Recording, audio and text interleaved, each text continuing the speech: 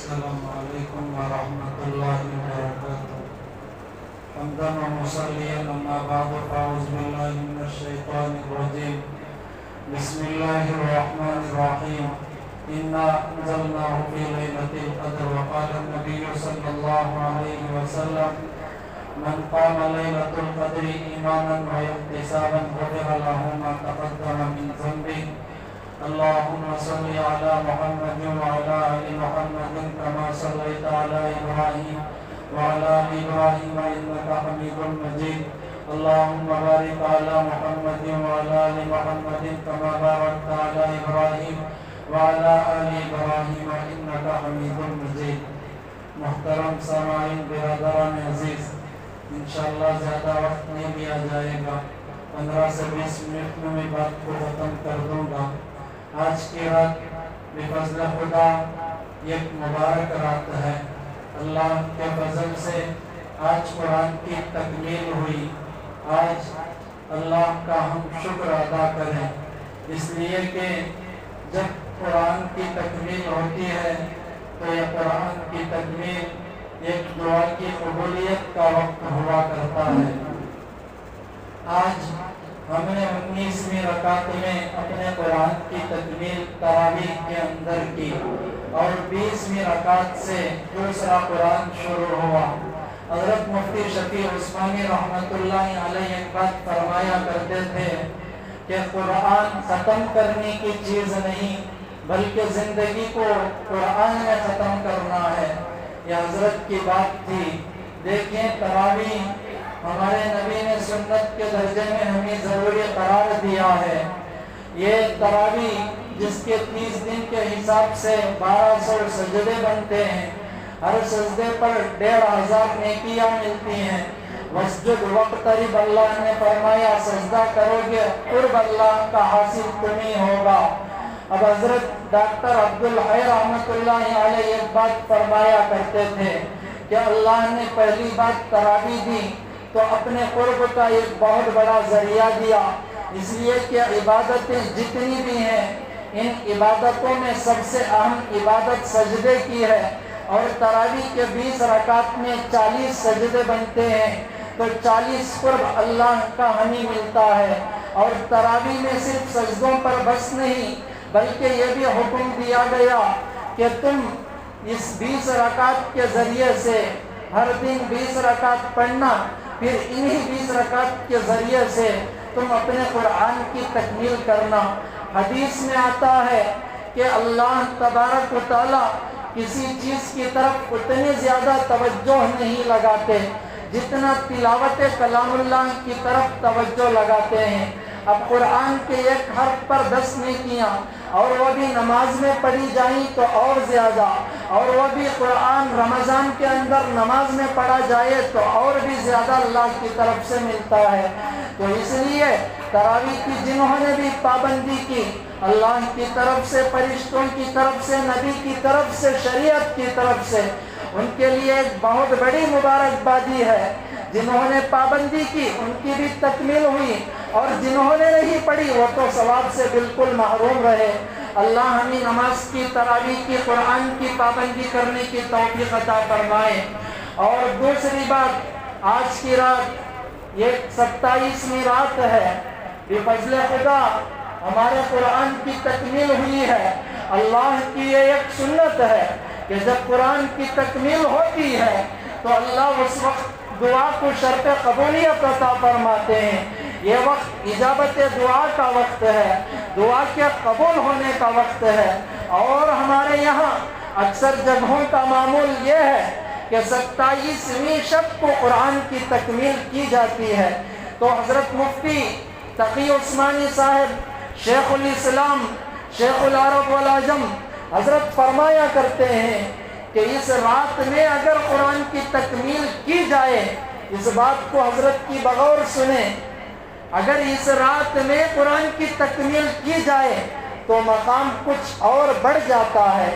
اس لیے حضرت نے فرمایا، پہلی بات رمضان کا بابرکت مہینہ ہے، دوسری بات آخری عشرہ ہے، تیسری بات تاخرات ہے، اور چوتھی بات تاخراتوں میں بھی وہ رات ہے جس رات کے بارے میں حضرت ابی بن کعب رضی اللہ عنہ نے قسم کھا کر فرمایا، میں قسم کھا کر کہتا ہوں کہ یہی رات شب قدر ہے، جس کے بارے میں حضرت عمر نے بھی فرمایا کہ ہو سکتا ہے کہ یہی رات ہے جسے شب قدر کہا جاتا ہے۔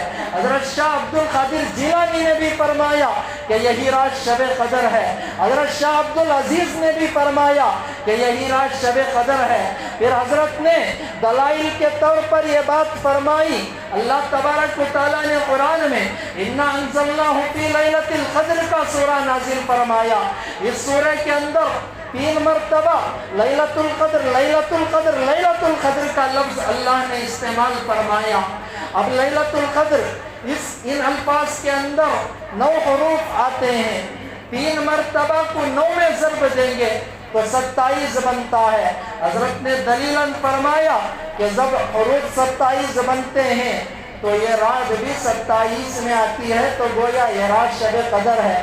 بہرکیف پکی دلائل کے ساتھ 100% یہ نہیں کہا جا سکتا کہ آج رات ہی شب قدر ہے، مگر زیادہ تر امکانات اس رات کے ہیں۔ مگر اسی لیے شریعت نے کہا کہ 21، 23، 25، 27، 29 پانچوں راتوں میں بھی عبادت کی جائے۔ اللہ کو معلوم ہے کہ کون سی رات عبادت کی ہے، تو اس لیے یہ رات اجابت دعا کا تھا۔ اب قرآن کی تکمیل بھی ہوئی۔ حضرت عبداللہ بن عمر رضی اللہ عنہ کی عادت کریمہ تھی کہ جب بھی قرآن کو مکمل کرتے اپنے سارے گھر والوں کو جمع فرماتے، جمع فرمانے کے بعد حضرت فرماتے کہ یہ وقت دعا کی قبولیت کا وقت ہے، اس وقت میں دعا کو کیا جائے تو یہ وقت دعا جب کی جائے گی ضرور دعا قبول ہوگی۔ اب دیکھیں ایک بات، ہم اللہ کا شکریہ ادا کریں کہ آج رات کے اندر قرآن کی تکمیل ہوئی۔ میں اللہ کا شکریہ ادا کرتا ہوں، آپ لوگوں نے قرآن کو سنا، امید نہیں تھی کہ میں قرآن کو مکمل کروں گا، کچھ درد نے گھیرے میں لیا ہوا تھا، مگر اللہ کا شکریہ ادا کیا۔ اللہ کے فضل سے، اللہ کی مدد سے، خدا کی قسم اگر اللہ کی مدد نہ ہوتی تو آج میں قرآن کو تکمیل تک نہ پہنچا سکتا تھا، بیماری تھی۔ مگر حضرت قاسم قریشی رحمت اللہ علیہ، اللہ حضرت کے درجات کو بلند فرمائے، ایک بات فرمایا کرتے تھے کہ حافظو برادری تھی، حافظو علماء کی مجلس میں فرماتے تھے، حافظو اگر 1 سال تم نے قرآن کو چھوڑ دیا تو تم آدھے حافظ ہو جاؤ گے، اگر 2 سال تم نے قرآن کو چھوڑ دیا تو حضرت نے فرمایا تو خدا حافظ ہو جاؤ گے۔ مزاحاً فرمایا تھا کہ اگر 2 سال تم چھوڑ دو گے پھر سنانے میں تمہیں مشکل درپیش ہو جائے گی، کچھ بھی تکلیف آ جائے قرآن کو تم ہرگز سنانا نہ چھوڑنا۔ حافظ قرآن کو نصیحت حضرت فرمایا کرتے تھے، تو حافظ قرآن والوں کے جو گھر والے ہوتے ہیں ان کے لیے سب سے بڑا سبق یہ کہ اگر بچہ بیمار ہو جائے بڑے زور شور سے کہہ دیتے ہیں کہ کیا ہو گیا، قرآن کو چھوڑ دو، کوئی بڑی بات نہیں، کہ جان سے بڑھ کر ہے کیا، وہ ہے کیا، یہ ہے کیا۔ بھائی غور سے سنیں، جب حافظ قرآن ہمت بھی کر رہا ہو، گھر والے پکڑ کر ٹانگ پیر کھینچ دیتے کہ تم قرآن نہ سناؤ، حضرت کی یہ بات یاد آتی ہے کہ 2 سال چھوڑ دیا جائے گا پھر مشکل درپیش ہو جائے گی۔ تو اس لیے ساتھیوں غور سے سنو کہ یہ وقت اجابت دعا کا ہے۔ آج کی رات بڑی اہم مبارک رات ہے۔ حضرت مفتی تقی عثمانی صاحب قبلہ دامت برکاتہم نے فرمایا کہ یہ وقت دعا کے وقت میں لگے رہو، اپنے وقت کو ضائع نہ کرو، اس لیے کہ اللہ جب دعا کو قبول کر رہے ہیں تو تم سجدے میں گر جاؤ، وقترب قرب اللہ کا جب ملے گا اللہ تمہاری دعا کو رد نہیں کریں گے۔ آج کی رات دعا میں گزارو، سب سے پہلا کام نماز کے اندر گزارو، جو نمازیں قضا ہو کر ہیں ان نمازوں کی قضا کرو، اور دوسری بات کہ تم دعا میں مشغول رہو، تیسری بات تلاوت کلام اللہ کرو، اگر تلاوت کلام اللہ نہ کرنے آتا ہو تو جو صورتیں یاد ہو ان صورتوں کی پابندی کرتے رہو، اور اس لیے کہ قرآن کا ایک حرف پڑھا جائے گا मामूली मौके पर 10 नेकियां, इस मौके पर 70 से ज़ायद नेकियां अल्लाह की तरफ से मिलेंगी। तो इसलिए तिलावत कलामुल्लाह का एहतिमाम किया जाए।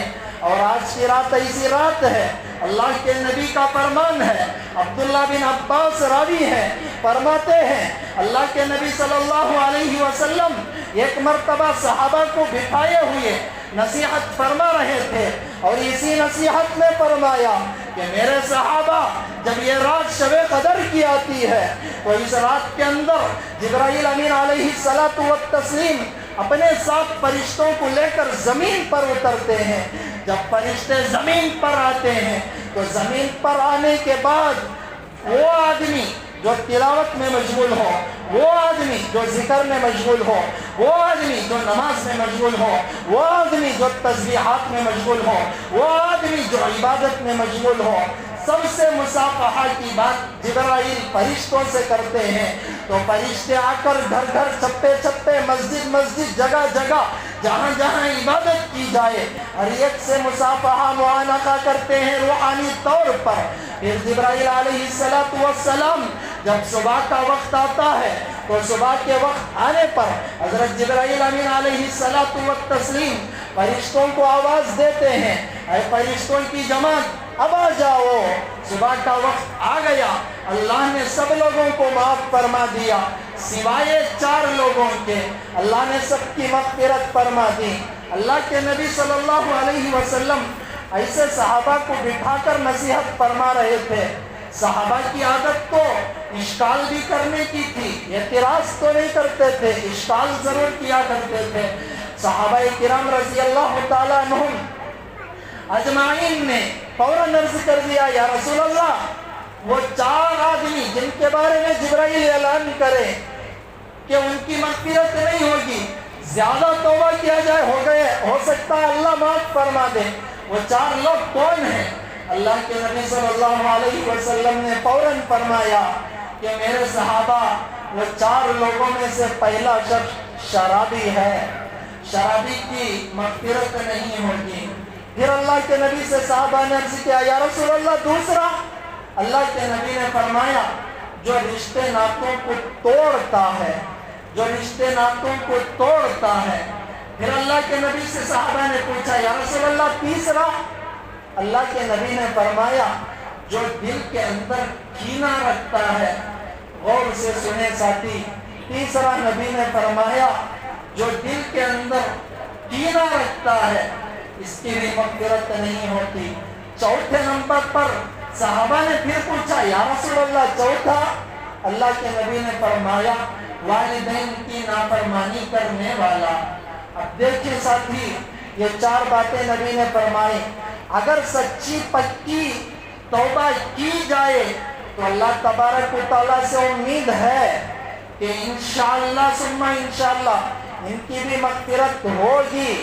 मगर ज़्यादातर तवज्जो इनको दिलाई गई इस हदीस के ज़रिए से कि तुम बहुत बड़े गुनहगार हो, तुम बहुत बड़े खताकार हो, तुम बहुत बड़े मुजरिम हो, शराब पी रहे हो, बड़ा जुर्म कर रहे हो, दिल के अंदर कदूरत रखे हो, बड़ा जुर्म कर रहे हो, रिश्ता नाता तोड़ रहे हो, बड़ा जुर्म कर रहे हो, वालिदैन के दिल को ठेस पहुंचा रहे हो, बड़ा जुर्म तुम कर रहे हो।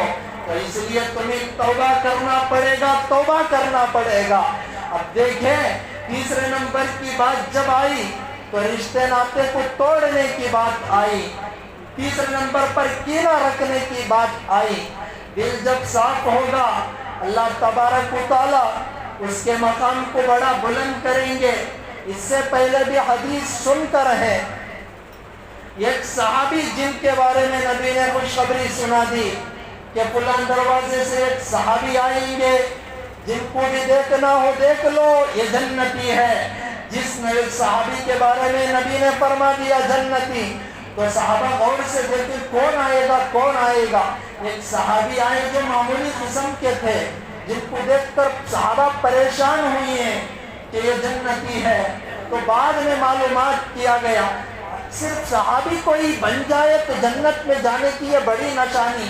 मगर नबी सल्लल्लाहु अलैहि वसल्लम ایسے آدمی جن کے بارے میں فرما دیا کہ وہ جنتی ہیں۔ پھر ان کے پاس ایک صحابی تھے جو گئے اور جا کر کہنے لگے میں تمہارے پاس مہمان رہنا چاہتا ہوں۔ 3 دن تک ان کے یہاں مہمان رہے کہ ان کا کوئی مخصوص عمل ہوگا جس کو معلوم کرنے کے واسطے کہ ان کے بارے میں نبی نے اتنی بڑی خوشخبری دے دی ہے۔ 3 دن کے بعد کچھ ان کا مخصوص عمل نہیں معلوم ہوا تو جو صحابی مہمان بن کر گئے تھے انہوں نے پوچھ لیا کہ تمہارے بارے میں نبی نے تو خوشخبری سنا دی کہ کوئی مخصوص عمل ہوگا جس کی بدولت تم جنت کے حقدار بن چکے ہو، اس لیے کہ جو بات نبی نے فرما دیا وہ اٹل ہے اور تم جیسے ہی دنیا سے رخصت ہوگے سیدھا جنت میں ہی جاؤ گے، تمہارا ٹھکانہ جنت ہی ہوگا۔ تو صحابی کہنے لگے میرا کوئی مخصوص عمل نہیں، سب کے جیسا میں بھی ایک ہوں، مگر میری ایک عادت ہے کہ میں ہمیشہ اپنے دل کو پاک و صاف رکھتا ہوں، کسی کا کینہ، کسی کی کدورت، کسی کا بغض، کسی کا حسد میرے دل میں نہیں رکھتا۔ تو ساتھیوں غور کرو، اللہ سے ڈرو کہ جنت میں جانے کی خوشخبری نبی ان صحابی کو دے رہے ہیں جن کے دل کے اندر تھوڑی بھی کدورت نہیں ہے۔ اللہ کا واسطہ ہم اپنے دلوں کو پاک رکھیں، صاف رکھیں۔ جب دلوں کو پاک کیا جائے گا، صاف کیا جائے گا، اللہ تبارک و تعالیٰ ایسوں سے بڑا کام لے کر ہے، ایسوں سے دین کی بڑی خدمت لے کر ہے۔ ہمیشہ معاف کرنے کی عادت بنا لو۔ اللہ کے نبی کو دیکھو، نبی کے چچا کے کلیجے کو چبایا گیا، وہی شخص ایمان میں داخل ہوئے تو نبی نے معاف فرما دیا۔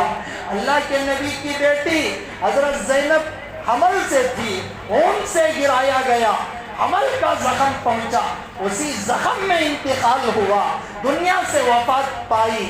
اب جس بیٹی کی حمل کے زخم سے انتقال ہو اس کے باپ کے دل پر کیا گزرے گا اسی باپ کو معلوم ہوتا ہے۔ جس باپ کی بیٹی حمل کی حالت میں انتقال ہو کر ہے اس کی آنکھوں سے آنسوئی خون نکلا ہوگا۔ اللہ کے نبی کے پاس ایسے آدمی بھی آئے جن کی بیٹی پر حمل کی حالت میں اون سے گرنے کی حالت میں زخم پہنچا ہوا تھا، بدر کا موقع تھا، قیدی بن کر آئے تھے، غبار بن اسود تھے، اللہ کے نبی کی آنکھوں میں آنسو آ رہے تھے۔ جب ان کے اوپر غبار پر نظر پڑتی اللہ کے نبی روتے، میری بیٹی کیا ہو گیا؟ ادھر نبی کو بیٹی کی یاد آ رہی ہے، ادھر غبار کے چہرے پر نظر پڑ رہی ہے۔ اللہ کے نبی چہرہ انور نیچے کر رہے ہیں، کہیں بیٹی کی یاد چلے جائے، مگر یہی غبار ادھر دوڑے، آخرکار نبی کے قدموں میں آ کر گر گئی، یا رسول اللہ معاف فرما دے، میں تمہاری بیٹی کا قاتل ہوں۔ ہمارے دل کو ہم سامنے رکھ کر سوچے، ہماری بیٹی کا قاتل ہوتا تو ہم کیا کرتے؟ اللہ کے نبی نے فرمایا جا میں تجھے معاف کر دیتا ہوں۔ یہی غبار بعد میں چل کر صحابی بن گئے۔ تو ساتھیوں صرف نبی کی بات کو سننا نہیں ہے بلکہ اس پر عمل بھی ضروری ہے۔ ہم نماز پڑھتے، اللہ کا شکر ہے، روزہ رکھتے، اللہ کا شکر ہے، زکوٰۃ دے رہے، حج دے رہے، خیرات کریں، ایسی ہی بڑی نیکی ہے دل کو صاف رکھنا بھی ہے۔ اللہ کے واسطے ایک دوسرے کو معاف کر دیں۔ اور اسی رات کے اندر اللہ کے نبی نے فرمایا والدین کی نافرمانی کرنے والے کی بھی مغفرت نہیں ہوگی۔ زیادہ تر توجہ دلائی گئی کہ تم بہت بڑے گنہگار ہو، والدین کے جوتے بھی پڑے تب بھی تم جا کر معافی مانگ لینا، اللہ کے واسطے معافی مانگ لینا۔ دیکھیں اللہ کے نبی کے بارے میں عبداللہ ابن مسعود فرماتے ہیں، فقیہ صحابی، اللہ کے نبی سے پوچھا گیا سب سے افضل عمل کیا ہے یا رسول اللہ؟ اللہ کے نبی نے فرمایا نماز۔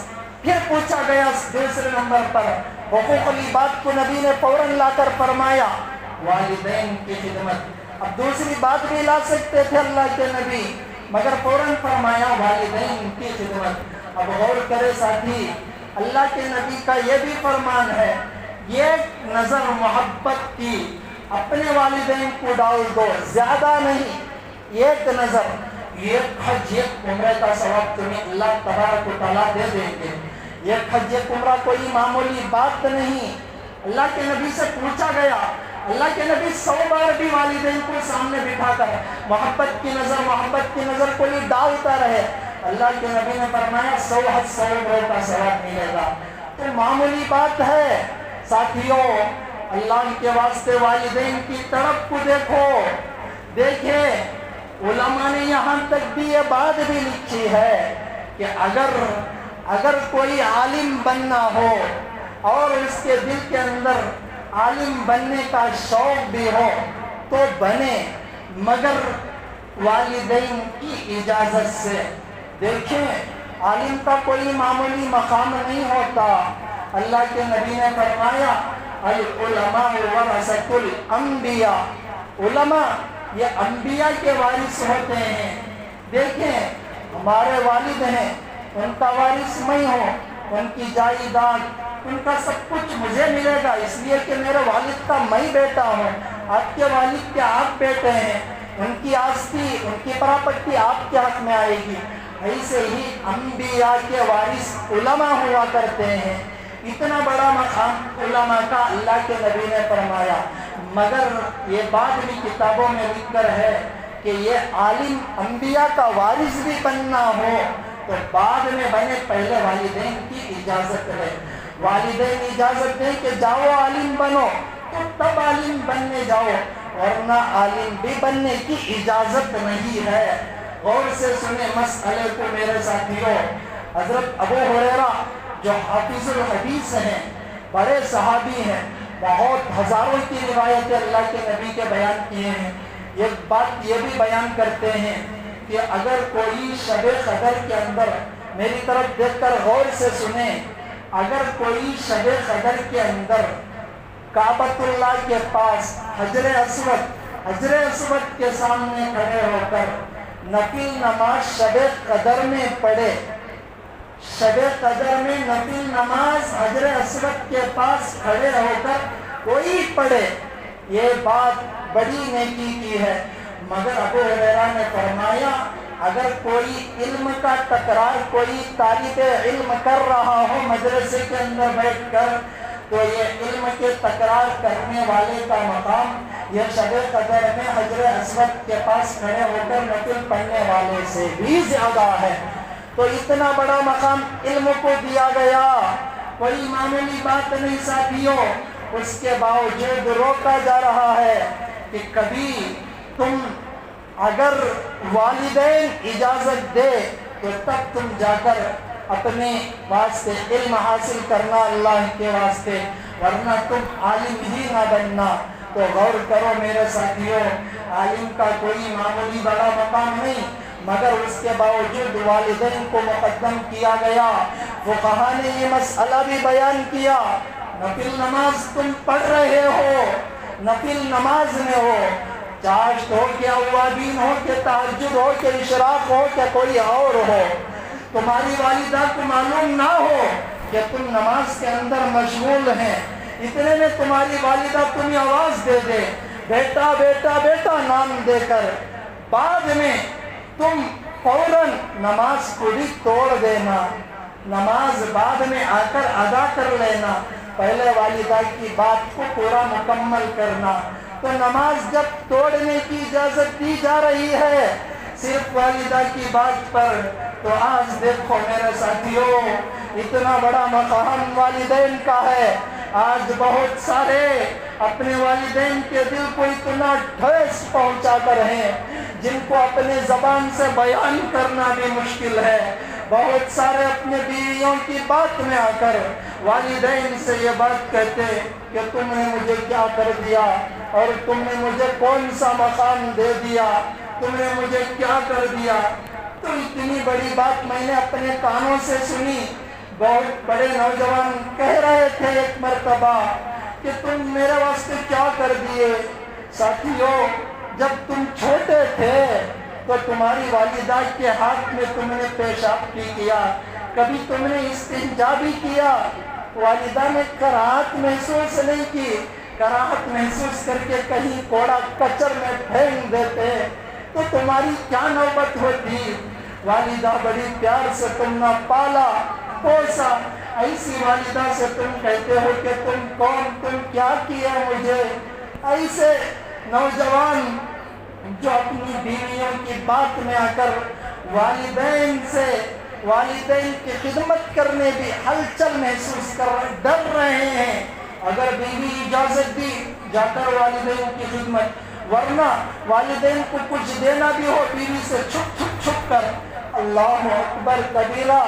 ساتھیوں، بیوی کا مقام بڑھ کر نہیں، بیوی کو بیوی کا مقام دو، اس سے انکار تو تھوڑی ہے۔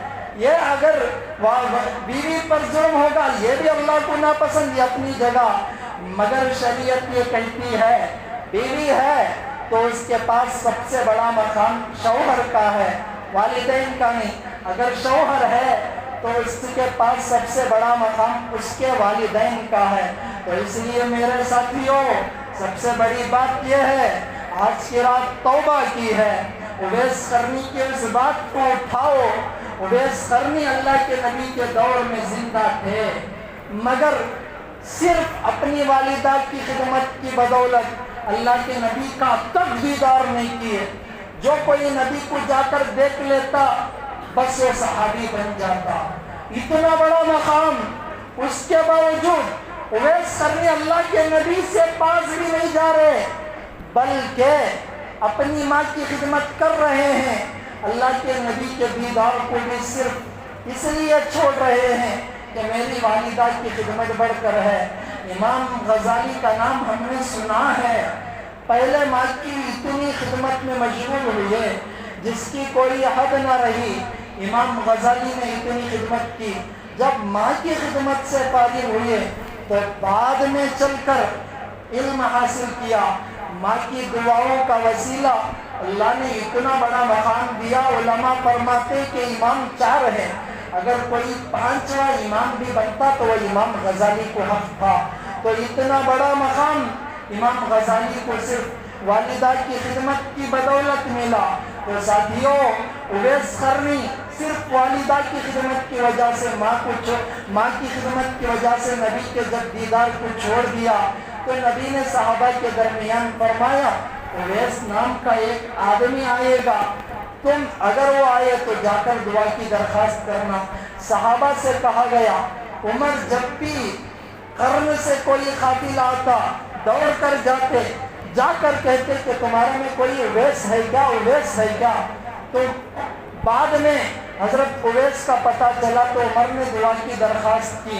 حضرت اویس رحمت اللہ علیہ کے بارے میں آتا ہے کہ مینا میں یا مزدلفہ میں کہیں ایک درخت کے نیچے بیٹھے ہوئے تھے، عمر تلاش میں نکلے اویس کہاں ہے۔ بعد میں اویس کے پاس جب پہنچے تو نام پوچھا تو اویس نے کہا میرا نام عبداللہ۔ اصل نام معلوم کیا گیا تو اویس نے فرمایا میرا نام اویس ہے۔ تو تب اللہ کے نبی کی یہ بات پیش کی تو اویس کے آنکھوں میں آنسو آ گئے۔ تو ساتھیوں، یہ اللہ کے نبی کی زبان سے خوشخبری کیوں مل رہی ہے؟ صرف اس وجہ سے کہ اللہ کے نبی صلی اللہ علیہ وسلم نے ماں کی خدمت پر بڑے فضائل بیان کیے ہیں۔ تو دیکھیں، صرف نماز پڑھ لینا، عبادت کر لینا یہ دین نہیں ہے، وقت کے تقاضے کو سمجھنے کا نام دین ہے۔ اس بات کو غور سے سنیں۔ ابو دجانہ رضی اللہ عنہ بہت بڑے صحابی ہیں، اللہ کے نبی، اور یہ جنگ احد میں غالباً جنگ کر رہے تھے۔ اللہ کے نبی پر تیروں کی جب برسات ہونے لگی، یہ اللہ کے نبی کی طرف پہلے پشت یعنی پیٹ کرنے لگے۔ تو اتنے میں دل میں خیال آیا کہ نبی اور میں ان کی طرف پیٹ کروں، فوراً اپنا سینہ اللہ کے نبی کی طرف کر لیا۔ تیروں کی بارش ہوتی رہی، زخموں سے اوجل ہو گئے حضرت ابو دجانہ رضی اللہ تعالیٰ عنہ۔ بعد میں حضرت ابو دجانہ رضی اللہ عنہ سے پوچھا گیا کہ تم ایسا گھوم کر تیروں کا مقابلہ تو یا تیروں سے بچنے کی کوشش تو کر سکتے تھے۔ ابو دجانہ نے فرمایا نہ، دیکھو غور سے سنو، اس لیے کہ اگر میں اللہ کے نبی کی طرف پشت پیٹ کر دیتا یہ بے ادبی تھی۔ اتنا بڑا مقام صحابہ کا ہے کہ اگر ان کو یہ بات کہی جاتی کہ اللہ کے نبی کے ایک سانس کے عوض اپنی جان قربان کر دو، صحابہ یہ بھی کر دیتے۔ اس کے باوجود اللہ کے نبی کے دیدار کو چھوڑ کر بعض دفعہ اللہ کے نبی کے فرمان کے مطابق کوئی یمن کو گیا، کوئی دمشق کو گیا، کوئی مشرق کو گئے صحابہ میں سے، کیوں؟ دین کے پھیلانے کے خاطر۔ اب غور سے سنو میرے ساتھیوں، دین اگر وہ سمجھتے کہ نبی کا دیدار ہی بس دین ہے، کوئی اور دین بس اللہ کے نبی کے سامنے ہی رہ جاتے، یہ بڑا دین تھا، مگر وقت کے تقاضے کو سمجھا، بعد میں کہیں کہیں نکل گئے۔ تو دین صرف نماز پڑھ لینے کا نام نہیں ہے، صرف مدرسے میں عالم بن جانے کا نام دین نہیں ہے، صرف تبلیغ میں نکلنے کا نام دین نہیں ہے، صرف رفاہی خدمات کرنے کا نام دین نہیں ہے، وقت کے تقاضے کو سمجھ کر اس پر عمل کرنے کا نام دین ہے۔